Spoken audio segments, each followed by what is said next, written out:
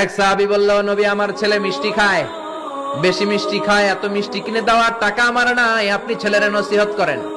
বিশ্বনবী বললেন, বাবু তুমি কি বেশি মিষ্টি খাও? ছেলেটি বলল, জি নবী খাই।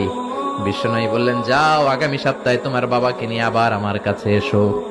বিশ্বনবী পরের সপ্তাহে ছেলেরে বললেন, ও ছেলে মিষ্টি বেশি খেও না, এত বেশি মিষ্টি খাওয়ার টাকা দেওয়ার টাকা তোমার বাবার নাই, কম কম খাবা, তাহলে তোমার বাবার উপর ihsan হবে। ছেলের বাবা বলল, নবী এই কথা তো গত সপ্তাহে বলতে পারতেন। বিশ্বনবী বললেন, কেমন করে বলি, কারণ আমি নবী তো মিষ্টি পছন্দ করি।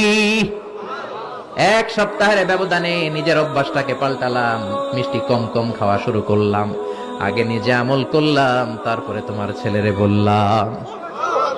সুবহানাল্লাহ। বাড়িতে যে কি রহমতের নবী, কি বরকতের নবী, নিজে কিছু আমল না করে অন্যরে বলতেনই না।